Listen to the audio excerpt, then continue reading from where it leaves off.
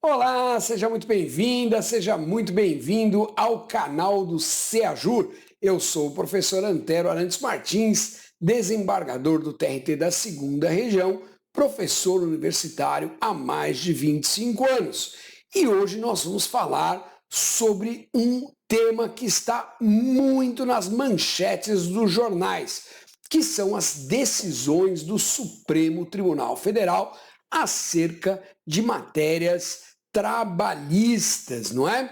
Mas antes disso, olha, faça a sua inscrição aqui no canal do CEAJUR, deixe o seu like, ative o sininho para que você possa ser avisado sempre que tiver um vídeo novo aqui no canal do CEAJUR. E eu começo dizendo para vocês que eu não vou aqui emitir uma opinião pessoal a respeito do que está acontecendo, nem é minha função, não é? A minha função como uma pessoa que difunde conhecimento em direito e processo do trabalho é tentar explicar tecnicamente o que está acontecendo. Então, todas as manifestações aqui, obviamente, são extremamente respeitosas ao Supremo Tribunal Federal, que é a Suprema Corte do nosso país. Tá certo? Bom, acontece que o Supremo Tribunal Federal proferiu uma série de julgamentos importantes a respeito de direito e processo do trabalho.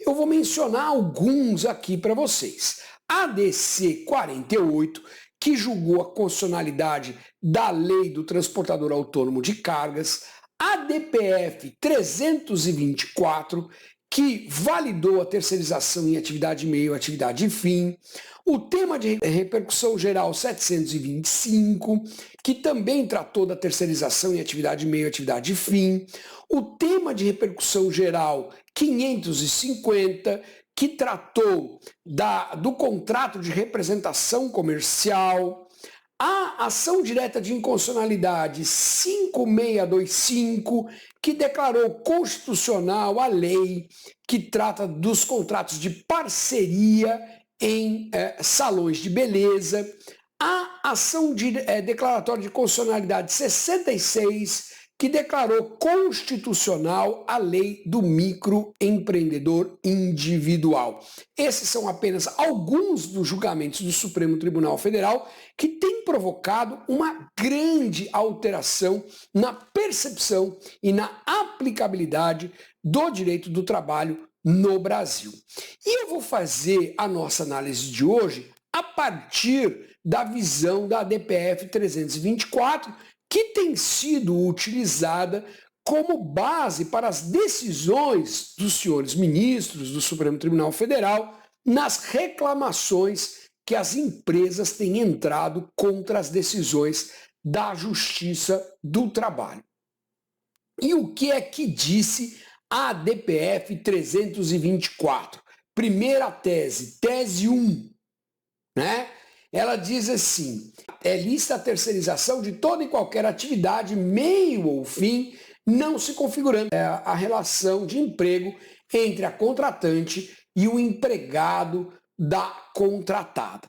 O que o Supremo Tribunal Federal diz com todas as letras quando ele julga a DPF é que o direito do trabalho e os sindicatos precisam entender que a Constituição Federal não estabelece a relação de emprego como a única forma de contratação de mão de obra. A Constituição Federal, diz o Supremo, não é o Antero, a Constituição Federal prestigia a livre iniciativa e autoriza formas flexíveis de contratação de mão de obra. Então, não é toda a relação que a prestação de serviços à conta de outrem que será necessariamente uma relação de emprego. E é isso que o Supremo Tribunal Federal tem se batido quando julga reclamações que as empresas movem contra decisões da Justiça do Trabalho.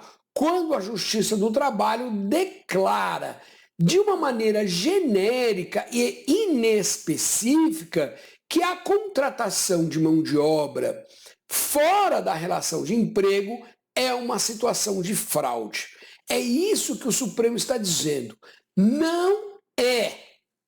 Mas isso não quer dizer que o Supremo tenha autorizado, que ele tenha validado a prática de fraude à legislação trabalhista. É claro que não. A Suprema Corte não pode e não fez autorização para que você contrate um empregado sob o manto, sob a maquiagem de um contrato de natureza civil. Não, existem. Eu estou deixando aqui no descritivo do vídeo várias decisões neste sentido. O Supremo sempre diz: é lícita a contratação pela via do microempreendedor individual, pela PJ, pela pessoa jurídica, pelo contrato de franquia, pelo contrato de sociedade, pelos contratos civis em geral. É lícita, desde que não se configure, no caso concreto, as situações caracterizadoras do vínculo de emprego, ou seja, desde que o contrato de natureza civil não seja utilizado para maquiar uma relação de emprego. Então, está claro que o Supremo não autoriza a fraude, não existe fraude legal, não existe fraude constitucional. É isso que algumas empresas não estão entendendo. Eu fiz um contrato de franquia com aquele trabalhador. Então, a Justiça do Trabalho reconheceu o vínculo, violou a DPF 324. Não é bem assim. Violará a DPF 324 se a Justiça do Trabalho disser que o contrato de franquia não pode ser utilizado para esta finalidade. E aí viola, porque a DPF 324, o Supremo diz que a Constituição autoriza sim vias flexíveis, criativas de contratação de mão de obra. Tá certo? Então, o que não pode é, no caso concreto, estarem presentes os elementos do vínculo de emprego. Então, Antero, afinal de contas, o que muda nessa história? Falando assim, bem rapidamente. Muda que é o seguinte: se a empresa tomadora de serviços alega um contrato de natureza civil, primeira coisa, precisa preencher os requisitos legais daquele contrato. Então, é um contrato de representação comercial, ele tem requisitos. É um contrato de franquia, ele tem requisitos. É um contrato de sociedade, ele tem requisitos. Muito bem. Não preenchidos os requisitos legais, obviamente que o Poder Judiciário não pode reconhecer aquele contrato civil, porque o ato jurídico exige agente capaz, objeto lícito e forma prevista ou não defesa em lei. Então, a primeira coisa, quando se discute a existência de um contrato civil entre as partes, é que os requisitos legais para a sua formalização tenham sido observados. Uma vez não observados, o juiz do trabalho não pode reconhecer a existência daquela relação civil. Uma vez observados, aqui é que está o pulo do gato. Uma vez observados os requisitos legais, o que o Supremo diz é que não se pode presumir que aquele contrato é fraudulento. Ou, mutatis mutandis, dito de outra forma, é de se presumir que aquele contrato é legal. A presunção milita em favor do contrato. E aí cabe ao trabalhador que alega que aquele contrato não é lícito, que aquele contrato é fraudulento, cabe ao trabalhador o ônus de provar em juízo que aquele contrato é fraudulento, tá certo? E isso aí vai, então, para a análise do conjunto fático probatório de cada processo. Veja, mesmo que o direito do trabalho não fosse um ramo do direito autônomo, não tivesse o princípio da primazia da realidade, mesmo assim, eu estou deixando aqui no descritivo, o Código Civil, ele estabelece o seguinte, no artigo 113, a interpretação do negócio jurídico deve lhe atribuir o sentido que, for confirmado pelo comportamento das partes posterior à celebração do negócio. Quer dizer, artigo 113, parágrafo 1º, inciso 1. O que confirma o sentido de um negócio jurídico é a maneira pela qual as partes se comportam depois que o negócio é celebrado.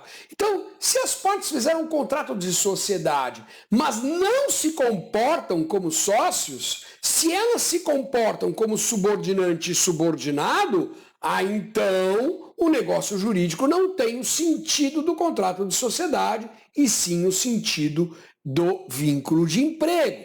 Então, pessoal que aí advoga para a empresa, não adianta só fazer o contrato civil, não adianta só observar os requisitos formais, legais do contrato civil. Para que ele seja validado, é preciso que as partes executem o contrato civil naquilo que foi efetivamente pactuado. Quando a empresa quer uma forma criativa ou flexível de contratação de mão de obra, ela tem que entender que ela não pode subordinar aquele trabalhador. Ela está contratando uma mão de obra por uma via diferente da relação de emprego, então ela tem que se comportar de uma maneira diferente da relação de emprego. Se ela se comporta da mesma maneira que um empregador, então empregador será. É isso que diz o Supremo. Eu trago aqui no descritivo várias decisões do Supremo Tribunal Federal dizendo, olha, no caso concreto não se aplica a DPF 324 porque está provado o vínculo de emprego diante do conjunto fático probatório. Então, quais são os focos a partir de agora?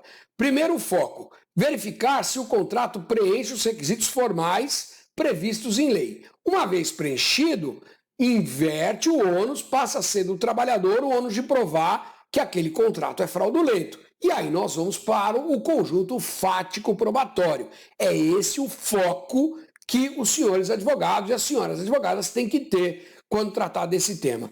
Combinado, pessoal? Então, se você ficou até aqui, não deixe de se inscrever no canal, deixe o seu like, ative o sininho, faça os seus comentários, divulgue com os seus amigos, ajude, contribua para que esse canal continue fazendo aquilo para o qual ele foi criado, que é difundir conhecimento em direito e processo do trabalho.